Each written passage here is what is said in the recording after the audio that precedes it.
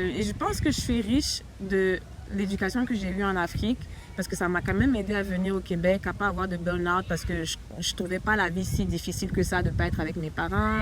C'était pas un choix personnel, c'était la décision de ma mère. Oh, okay. J'ai toujours grandi avec l'idée dans cette tête que tu vas retourner au Canada. Quand tu vas avoir ton bac, tu vas aller au Canada. Fait que ma mère avait son cabinet d'avocat au-dessus d'une agence de voyage. Puis un jour, un client est venu, il a soldé une facture. Je vais descendre à la compagnie en bas pour voir.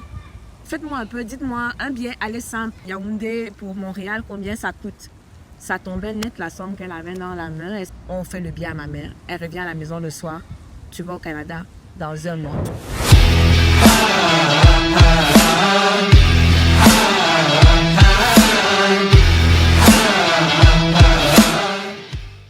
Salut, c'est Akombi de retour pour une nouvelle vidéo intéressante. Là, je suis présentement avec Alexandra. Oui. Et elle va nous parler de son expérience ici au Canada en tant qu'étudiante. Parce que toi, tu es arrivée pour les études, non? Kind of, ouais, kind of. Ok. On va pouvoir revenir en détail là-dessus parce que je suis née au Canada. Oh, ok. Oui, ma mère était étudiante ici, donc je suis née ici. J'ai vécu ici jusqu'à mes 1 an et demi. Elle est retournée au Cameroun. J'ai vécu là-bas 22 ans, non, 21 ans, 20 ans. Ouais. Et je suis revenue en 2012, donc quand j'avais 23 ans. Donc oui, je venais étudier, mais j'avais déjà la citoyenneté, donc c'était aussi facile de me dire, est-ce que j'étudie, est-ce que je travaille, donc c'est un peu tout ça. Oui. Ah, ok. Donc du coup, si je comprends bien, toi, t'es né au Québec. Ouais. Et t'es reparti En Afrique. au Cameroun. Ouais. Et t'es revenu après. Ouais, c'est ça. Parfait. Alors, qu'est-ce que tu penses entre le Cameroun et le Québec? Bon, ce que j'aime de l'Afrique, c'est la chaleur, le fait qu'on est beaucoup communautaire. Et le Québec, ça m'a apporté... c'est au Québec que j'estime que je suis devenue adulte au Québec. Parce que là, c'est une toute autre mentalité. J'ai appris à travailler ici. J'ai appris à être vraiment autonome au Québec.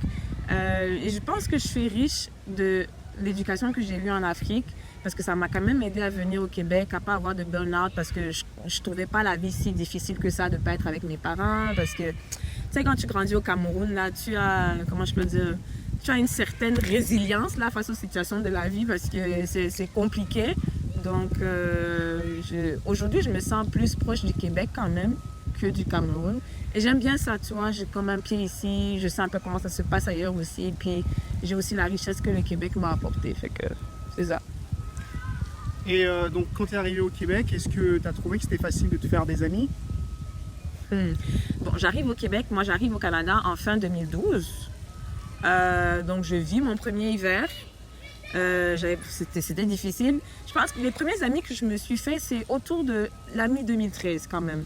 Mais c'était des amis, c'était de la communauté africaine. Donc j'ai plus rencontré des Camerounais, plus des Africains. Me faire des amis intégrés dans la culture québécoise, pas vraiment. Je dirais que j'ai des connaissances parce que j'allais au travail, mais c'est pas des gens que je peux considérer comme des amis. Donc me faire des amis du niveau québécois, non, j'ai pas trouvé ça facile parce que j'en ai pas.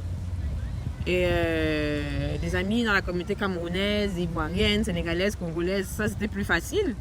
Mais voilà, c'est un peu ça. Donc ça, je suis un peu mélangée, je ne sais pas. D'autres personnes dans les expériences se sont fait plus d'amis québécois qu'africains, mais moi c'était vraiment... Pour me faire des amis au Québec, là c'était pas facile.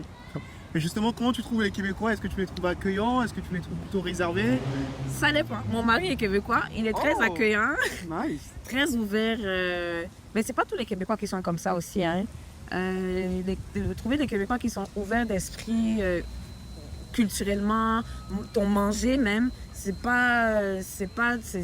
pour trouver des gens ouverts comme ça, il faut que ce soit des Québécois qui sont sortis aussi, qui ont vu un peu du monde. Mais en général, je dirais que je ne trouve pas le Québécois lambda très ouvert quand même, parce qu'ils ont souvent des idées préconçues, là, je comprends pas. Mais il faut de tout pour faire un monde. Exactement. Il faut des gens comme ça aussi, fait que... Mais je me sens quand même bien au Québec. Okay. Mais revenons un petit peu au début. Qu'est-ce qui a fait que tu as quitté le Cameroun? Il fait chaud, il y a la joie de vivre. Qu'est-ce qui a fait que tu t'es dit, je veux venir m'installer au Québec? C'était pas un choix personnel, c'était la décision de ma mère. Oh, okay. J'ai toujours grandi avec l'idée dans cette tête que tu vas retourner au Canada. Quand tu vas avoir ton bac, tu vas aller au Canada. Alors l'année où j'ai mon bac, je perds ma grand-mère paternelle.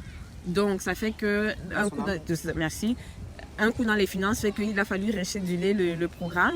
Donc, je vais à l'université, je fais ma première année, ma deuxième année, ma licence. Je vais en année maîtrise. Je rate ma maîtrise, donc je vais faire un master dans une autre école. Et quand je termine ce master-là, c'est vraiment un concours de circonstances qui fait que ma mère avait son cabinet d'avocat au-dessus d'une agence de voyage. Puis un jour, un client est venu, il a soldé une facture. Donc là, elle a un argent dans sa main, elle s'est dit, qu'est-ce que je peux faire avec cet argent-là? Je vais descendre à la compagnie en bas pour voir. Faites-moi un peu, dites-moi un billet aller simple Yaoundé pour Montréal, combien ça coûte? Ça tombait net la somme qu'elle avait dans la main. Elle s'est dit, je veux un départ pour septembre, parce que là, on est octobre, on est en septembre, on fait le billet à ma mère. Elle revient à la maison le soir, tu vas au Canada dans un mois. J'ai un mois pour processer l'information, me dire, OK, je vais quitter ma vie ici, puis j'ai eu un mois pour me préparer. Oh, ok. Donc, c'est comme ça que le 30 octobre, le 28 octobre, je quitte le Cameroun. Ok. J'arrive, disons, 2 jours plus tard, Montréal, on est le 30 octobre. Waouh. Alors, en un mois, ta vie elle change complètement du tout au tout. Ma mère est sortie le matin, elle est allée à son cabinet. Ouais. Je savais que ma vie allait continuer comme elle est toujours. Elle est revenue le soir, je pars dans un mois. Ok. En plus, là, au mois d'octobre, il commence à faire un petit peu froid. C'est l'automne, C'est ouais. ça. Et alors, t'arrives et c'est quoi tes premières impressions quand t'arrives? J'avais pas. Est-ce que j'avais même des a priori? Je sais pas. Déjà, je fais une longue escale au Maroc. Ouais. Ensuite, on embarque ici. Bon, je savais quand même que j'avais des tontons qui allaient venir me chercher. Je savais que j'allais rester chez une tata. Donc, je ne paniquais pas. Qu'est-ce qui m'attend de l'autre côté? Donc, je suis restée un mois chez ma tata, là. Ouais. Puis, arrive le moment où je dois aller moi-même dans mon appartement. Donc, je vais en colocation. C'est à ce moment-là que je me dis, OK, là, je suis vraiment au Canada. Les vraies choses commencent. C'est ça. Ok. Donc, je me retrouve dans cette colocation-là en décembre. J'habite avec une Québécoise et elle venait d'Équateur. C'est là le choc des cultures, le choc des compréhensions. On ne se comprenait pas. Okay. J'ai très mal vécu cette colocation-là. J'ai même pas fait 1 an dans cette colocation-là, mais j'ai tellement détesté. Okay. En fait, j'ai détesté l'expérience, mais je dis pas que être en colocation, c'est mauvais. Hein. Ouais. Il y en a qui, ça marche bien, mais moi, ça m'a... Non. Donc, après, là, je me suis dit, non, je veux prendre mon appartement, je veux être seule chez moi. Et donc, c'est là que commence donc ma vie d'adulte. Ok. Je commence donc à vivre seule en septembre de l'année d'après, 2013. Ok. Et est-ce que donc, là, tu es arrivé, tu as commencé à l'université? Ah oui. Non, quand je suis arrivée, donc j'arrive en fin octobre. On s'entend que pour la session d'hiver qui devait commencer, j'étais déjà dépassée dans les délais. Donc, je commence à faire les démarches pour savoir à quel moment moi je peux commencer une session.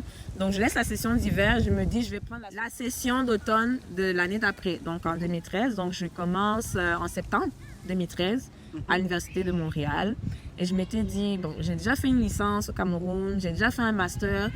Est-ce que je veux vraiment continuer dans les grandes études? Je veux quand même pouvoir avoir fait quelque chose à l'université ici pour que ce soit facile pour moi pour m'intégrer dans le monde du travail. Ouais. Je décide donc d'aller faire un certificat en coopération internationale à l'Université de Montréal. C'est un programme qui te prend quoi, 1 an maxi, puis c'est ça. Et justement à l'université, comment est-ce que tu as trouvé les Québécois? Est-ce que c'est facile de se faire des amis dans les universités québécoises? Ben, moi j'allais à l'école le soir parce que je travaillais dans la journée. Donc j'allais à l'école à partir de 18h. Donc, c'est sûr que les gens que tu retrouvais plus là, il y avait plus des adultes, plus des personnes qui venaient chercher des connaissances parce qu'ils étaient déjà dans le monde du travail. Ouais. Donc, il n'y avait pas vraiment beaucoup de jeunes. Okay. C'était vraiment des adultes. Non, j'avais pas de relation, sauf si on nous mettait en groupe de travail pour faire des exposés. Ouais. Donc là, j'étais obligée de côtoyer du monde. Mais c'était vraiment, je viens pour mon cours, je suis qu'est-ce que le prof dit. Dès que c'est terminé, je sais mes affaires, je suis partie. Donc, je me suis pas vraiment fait d'amis à l'école non plus. Ça marche. Okay. Donc, c'est ça. Okay. Et les cours, c'était en français ou c'était en anglais? En français. J'avais des cours en français. c'est vraiment français. Et comment tu as trouvé le français du Canada ou du Québec? Bon, j'étais déjà habituée. Quand je commence ma session, j'ai Ouais. déjà eu le temps d'apprendre les expressions parce que comme je travaillais à côté, Ouais. par contre, je travaillais avec c'était beaucoup du français québécois. Ouais. Donc, du coup, quand les profs donnaient le cours, je comprenais déjà. Par contre, ça aurait été autre chose là si j'étais arrivée, j'avais commencé parce que certains ont des anecdotes là-dessus. Ouais. Mais non, c'était quand même facile. Puis les profs parlaient quand même un français assez, je n'ai pas envie de dire international, mais un français qui est compréhensible pour tout le monde, tu sais. Pas beaucoup d'expressions québécoises, donc ça allait quand même. Ok.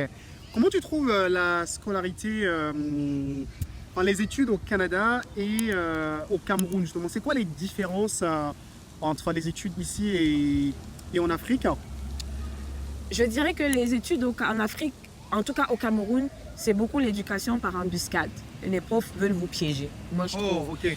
Parce que moi j'ai été à l'université Ouais. et à l'université là, les profs, ils te disent pas je vais vous interroger sur si, allez juste lire cette portion-là. Ouais. C'est comme je peux vous interroger sur tout. Ça peut être très bien quelque chose qu'il a donné au premier semestre, Ouais. comme ça peut être quelque chose qu'il a fini au deuxième semestre. Oh, Et ok. ici au Québec, les profs ils me disaient je vais vous interroger sur cette partie, allez lire ça comme tu te focalises. Donc vraiment, entre le Québec et le Cameroun, je trouve que le Cameroun c'est l'éducation pour piéger. Ouais. Ici, vraiment, on ne veut pas vous alourdir forcément, donc c'est plus facile quand même de s'en sortir, je trouve.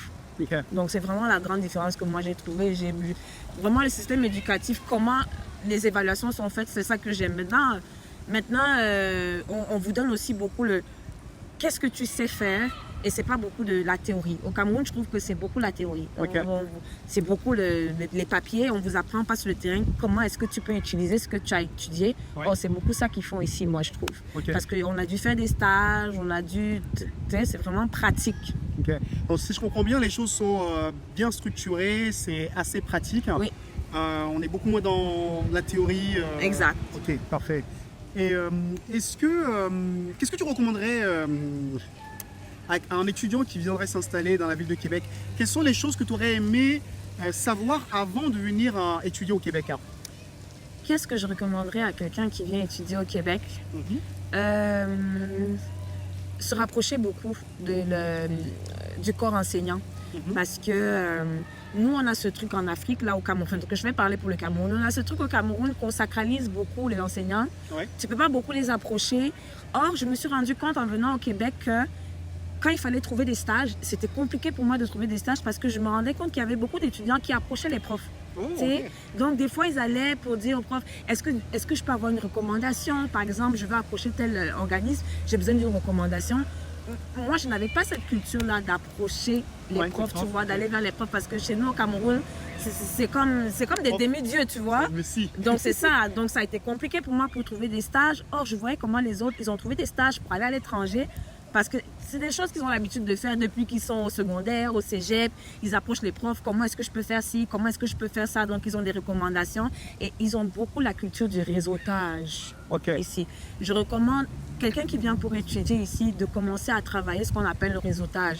Le réseautage, tu peux même le commencer avant d'arriver au Canada. C'est-à-dire que il faut utiliser les relations. Chez nous, on utilise les relations pour brimer les gens. Ouais. Alors qu'on peut utiliser aussi les relations pour s'en sortir dans la vie, c'est-à-dire que, ok, j'ai une tante qui connaît telle personne, je vais dans les réseautages, je vais dans les after-work, j'approche les gens, ça te fait un carnet d'adresses, tu ne le sais jamais.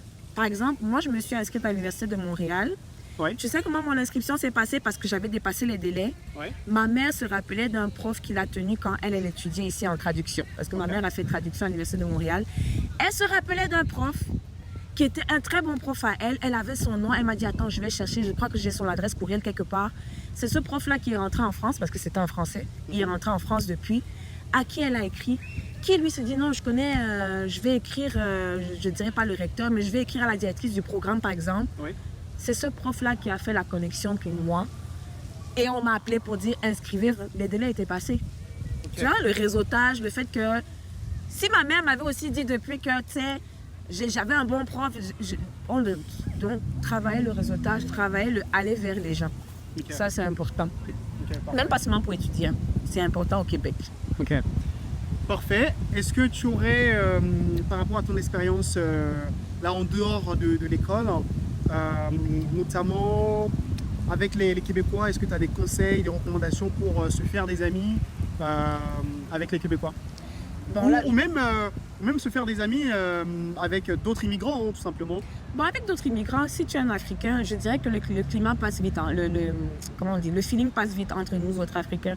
Ouais. Donc je vais vraiment me focaliser sur les Québécois pour le peu que j'ai pu voir. Il faut pas, comment je veux dire, je ne vais pas non plus dire à quelqu'un de quitter sa culture, mais il faut se départir de certaines habitudes que nous en Afrique. Je vais encore parler pour le Cameroun. Nous les Camerounais, par exemple, quand quelqu'un va t'inviter, il te dit « je t'invite ». Comme il a fait l'action de te dire « je t'invite », tu pars avec le préjugé que c'est lui qui va payer. C'est pas la même chose au Québec. Si le Québécois te dit « viens, on va au restaurant », s'il ne t'a pas dit « c'est sur moi la facture », ne prends pas pour acquis qu'il va payer pour toi. Il invite ta personne, il n'invite pas ton porte-monnaie. Ok. Donc, tu vas au restaurant, tu prévois ce que tu vas payer, tu payes qu'est-ce que tu as mangé. C'est ta compagnie qui l'invite. Donc, ça, c'est la première chose. Puis, c'est la même chose pour si tu dates. Si tu rencontres quelqu'un, parce que nous, les filles au Cameroun, quand un gars te drague, il te dit, je t'amène au restaurant, tu sais d'emblée que c'est lui qui va payer. Ok. Tu sais qu'il va tout payer.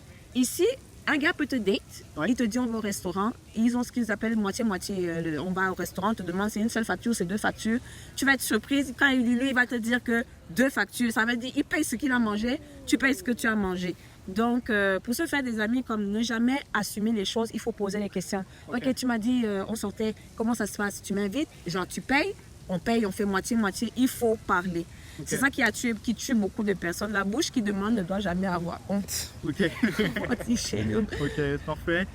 Et justement, comment ça se passe les relations de couple au Québec?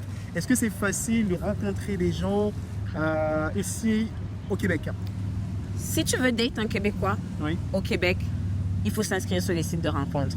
Ok. La majorité se mettent en couple comme ça parce que c'est sur les sites de rencontres qu'ils sont plus à l'aise Mhm. d'aller draguer. Nous, au Cameroun, les hommes ont ceci que si je passe en route, je plains à un gars, il va me siffler dans la rue, il va me suivre, il va me dire tu es trop belle, il va me demander mon numéro de téléphone. En 10, 11 ans que je suis ici, un Québécois ne m'a jamais abordé dans la rue pour me demander mon numéro de téléphone. Oh, ok. Ça, c'est comme, ils ont peur de ce truc-là que tu deviens très vite relou, c'est du harcèlement. Donc, les gens sont sur les sites de rencontres et même sur les sites de rencontres, c'est juste l'ouverture. Parce qu'en dehors de ça, ok, j'ai aimé ta photo, il a liké ta photo, après il faut le contact, bonjour, vous commencez à parler. Quand le climat passe bien, vous allez changer le numéro de téléphone, vous allez sortir du site de rencontre.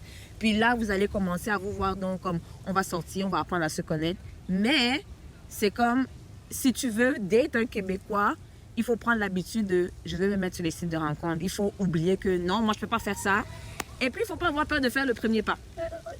Parce que nous, les femmes en Afrique, c'est que oui, l'homme doit faire le premier pas. Ils sont dans une société où ici, les femmes peuvent draguer autant que les hommes, tu vois. Des fois, ça te prend, quelqu'un te regarde avec insistance dans le métro parce qu'il attend une ouverture. Puis si tu souris, tu fais le eye contact, ok, c'est parti, tu vois. Ok. Moi, mon mari, par exemple, on s'est rencontrés sur un site de rencontre. Et il a liké ma photo. Il m'a mise dans ses favoris. Après, il ne m'a pas parlé. Je me suis dit, ok, j'attends 1 heure pour voir. Parce que je me dis, dans d'une heure, le gars va m'écrire. Au bout d'1 heure, il ne m'a pas écrit. Mais moi, j'ai atterri dans ses DM. Je lui ai dit, tu me mets dans tes favoris, tu ne me parles pas. C'est quoi le problème? Tu sais, ça a brisé la glace Ouais. comme ça. Oh, ok, nice. Puis c'est parti. Puis Ouais. il me dit, il ne savait pas comment. Parce que les hommes aussi sont gênés. Et je me suis rendu compte que les hommes ici aussi sont gênés facilement. Pour les Africains, c'est facile. Draguer les Africains, c'est facile. Parce que c'est comme, j'ai pas vraiment de conseils à donner. Un gars africain, s'il voit que c'est une Africaine et qu'elle l'intéresse, ils savent comment faire, tu vois. Mais c'est plus touchy avec les Québécois. Si tu veux date quelqu'un qui n'est pas un noir, c'est comme ça. Il faut que tu laisses tes préjugés à la porte. Ok. Mais est-ce que c'est ok pour justement un homme africain d'aller vers une Québécoise? Est-ce que ça se fait souvent ici? Alors ça, je pourrais pas te donner mon avis là-dessus, mais Ouais. je connais quand même un Africain qui a été marié avec une Québécoise. Alors je sais pas si je me souviens comment ils se sont rencontrés, par exemple. Je pense que c'était dans un chilling, tu sais, amis d'amis. Ouais. Souvent, c'est facile comme ça, genre des groupes d'amis qui se tiennent ensemble, puis quelqu'un te fait la passe. Mais sinon, vraiment, comme je dis, la majorité de couples mixtes que moi je vois, hein, Ouais. ce sont les sites de rencontres. Ici de rencontre. Mm. Ok, ok. Et à l'université, justement, il n'y a pas des rencontres qui se font? Certainement que les rencontres se font, mais moi j'allais à l'université, tu sais, l'heure à laquelle j'allais à l'école, c'était pas vraiment propice aussi aux rencontres. C'est genre, tu veux rencontrer quelqu'un qui est disponible. Parce que comme je dis, les gens que moi je côtoyais dans mon programme, c'était des adultes. Il y en avait qui avaient déjà des vies, qui étaient déjà en couple. Fait que c'était pas forcément intéressant. Mais oui, ça peut marcher comme ça aussi, à l'université. Même au travail, hein. Même au travail, il y a des couples qui se font au travail. Mais moi, j'ai ce truc-là que je suis traumatisée. Je ne veux pas fréquenter quelqu'un avec qui je travaille. Okay. Je ne veux pas que si on se chicane à la maison, au travail, on peut plus faire le travail parce qu'on travaille ensemble. Donc vraiment, mon travail, je ne veux pas fréquenter les gens. Je préfère avoir... Moi, j'ai des cases. Le travail, je viens travailler. L'école, je viens à l'école. Maintenant, ma vie à côté, oui, je peux rencontrer en dehors de ces deux cadres-là. Alors là, présentement, on est au Québec. Est-ce que tu as vécu dans d'autres endroits du Canada ou est-ce que tu as uniquement vécu au Québec? Non, j'ai uniquement vécu au Québec. Okay. Et tu as choisi le Québec pour une raison particulière ou... Ben, comme je te dis, je n'ai pas choisi déjà de venir au Canada. Ouais. Donc, je suis revenue parce que ma mère a payé le billet, mais je suis née au Québec. Moi, je suis née dans la petite ville de Hull, c'est à côté de Gatineau. Okay. Donc, tu sais Gatineau, c'est plus Montréal, là? Non, Gatineau, c'est comme... tu vois, quand tu vas à Ottawa, ouais. Gatineau et Ottawa sont séparés par un pont, là, parce que le fleuve... Donc, de l'autre côté, Gatineau, Hull, c'est le Québec. Et tu traverses Ottawa, tu es dans l'Ontario. Donc, ma mère m'a accouchée là-bas parce qu'elle était en stage et son travail a commencé. Elle était supposée accoucher à Montréal. Son travail a commencé, elle était à Hull. Ben, je suis née là-bas. Mais tu n'as pas pu expérimenter du coup Non, autre chose, malheureusement. Alors, pourquoi tu recommanderais le Québec à quelqu'un, un immigrant qui voudrait s'installer au Canada? Pourquoi le Québec? Pourquoi pas Montréal? Pourquoi pas Toronto? Qu'est-ce qui rend finalement le Québec attractif?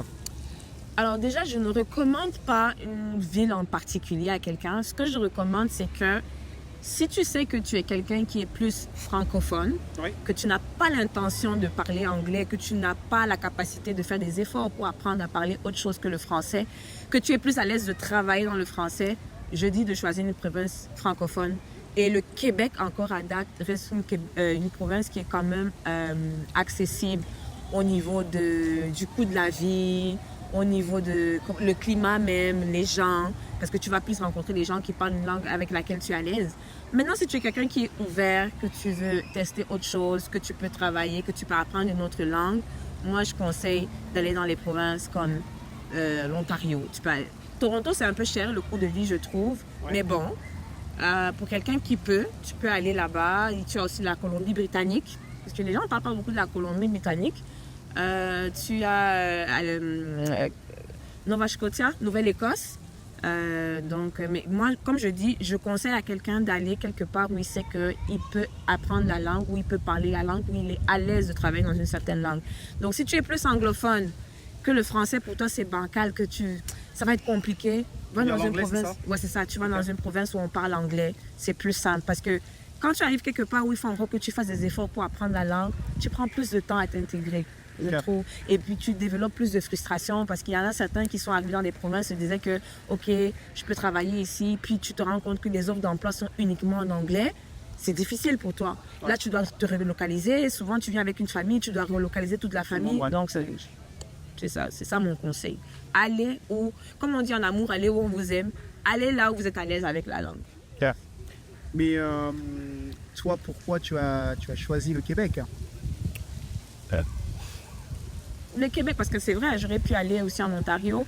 Pourquoi le Québec? J'ai quand même vécu 8 ans à Montréal. Parce que tu es né à Gatineau, donc j'imagine que tu parles anglais. Oui, je parle anglais. Je suis même parfaitement bilingue. Ah, voilà. Disons que j'avais plus d'attaches dans le Québec. Quand je suis arrivée à Montréal, j'avais plus d'attaches là-bas, plus d'attaches familiales. Ouais. Donc, c'était plus simple pour moi de rester où je savais qu'il y avait quand même des membres de la famille si jamais j'ai de quoi.